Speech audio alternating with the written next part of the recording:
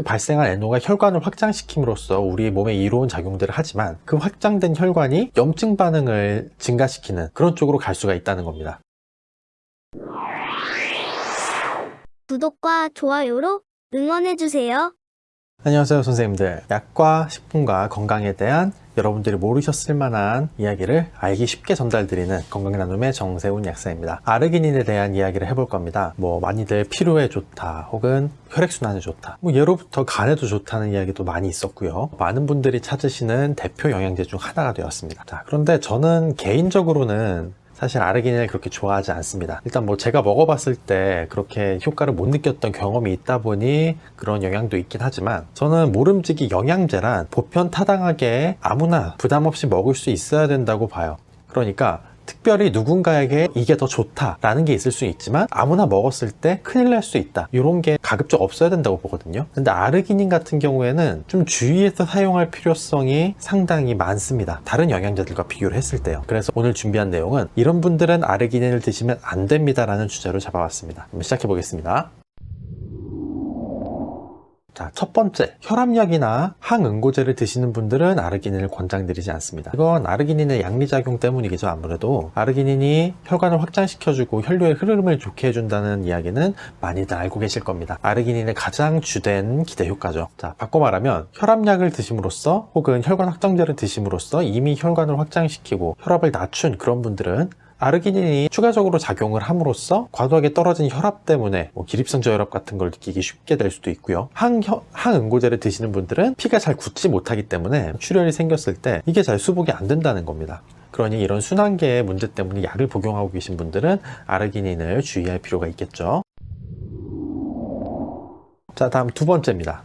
헤르페스 바이러스에 취약하신 분들은 아르기닌을 권장하지 않습니다. 이건 좀 옛날부터 알려져 왔던 사실인데요. 헤르페스 바이러스가 복제가 되는 과정에서 아르기닌이 필수적으로 필요합니다. 다시 말하면 바이러스가 아르기닌을 이용해서 번식을 한다는 거예요. 아르기닌을 많이 보급을 해주면 그만큼 바이러스가 더 잘 번식할 수 있는 환경이 될 수가 있겠죠. 반대 의견도 존재하긴 합니다. 실제로 헤르페스 바이러스를 가지고 실험실적으로 실험을 했을 때 오히려 아르기닌이 헤르페스 바이러스를 억제하더라, 이런 연구들도 있지만 사실 이런 연구들이 임상 연구를 통해서 나온 결과들도 아니기 때문에 실제로 아르기닌을 사람이 먹었을 때 그것 때문에 헤르페스 바이러스가 더 증식을 할지 혹은 억제가 될지 이런 게 분명하게 나와 있지가 않아요. 자, 결과가 불분명하다면 가급적 안전한 쪽으로 가시는 게 맞겠죠. 어쨌든 바이러스가 복제를 하는데 아르기닌이 꼭 필요하다는 거는 알려진 사실이니까요.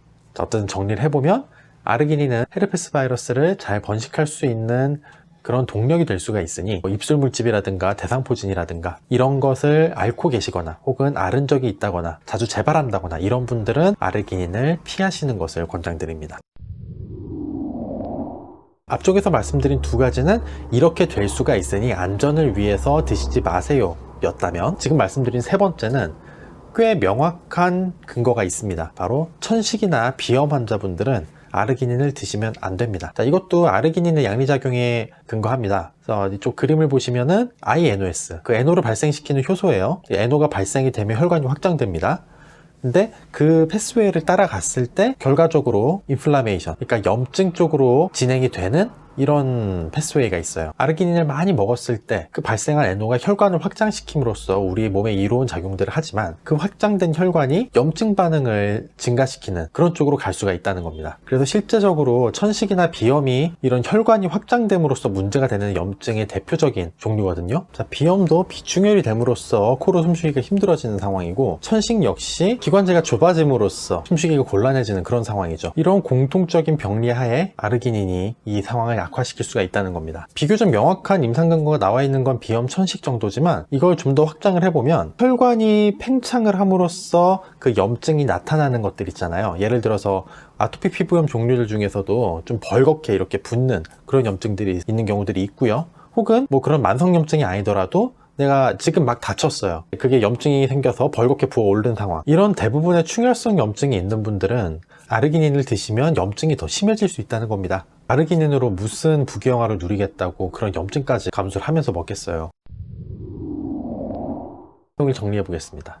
먼저 순환기계 약, 항응고제나 고혈압약, 혈관 확장제 이런 것들을 드시는 분들은 아르기닌 드시지 않는 걸 권장드렸고요. 헤르페스 바이러스, 구순포진, 대상포진 이런 것들을 경험하신 적이 있거나 재발을 자주 한다거나 이런 분들 아르기닌 드시지 말라고 말씀드렸고, 마지막으로 천식, 비염 등의 염증 포함해서 충혈성 염증을 갖고 계신 분들, 혈관이 확장되는 그런 염증을 갖고 계신 분들은 아르기닌을 드시면 안 된다는 말씀을 드렸습니다. 이 세 가지 외에도 아르기닌을 장복을 했을 때 탈모가 생긴다거나 유장관계 불편감을 흔하게 일으키는 그런 영양제라거나 이런 불편감들에 대한 혹은 부작용에 대한 이야기들이 있어요. 자잘한 것들은 확실한 건 아니어서 일단 제껴뒀지만, 앞서 말씀드린 세 가지 어떤 아르기닌의 양리작용 때문에 일어날 수 있는 그런 문제들을 보여주고 있습니다. 충분히 주의하셔서 건강한 영양제 섭취하는 여러분들 되시기 바랍니다. 네, 이상 시청해주셔서 감사드리고요. 오늘 영상이 도움이 되었거나 흥미로웠다면 좋아요, 구독 버튼 꼭 부탁드릴게요. 감사합니다.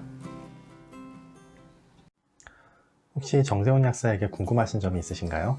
영상 설명에 있는 다양한 경로들을 이용해서 문의가 가능합니다. 지금 영상 정보를 클릭해보세요. 감사합니다.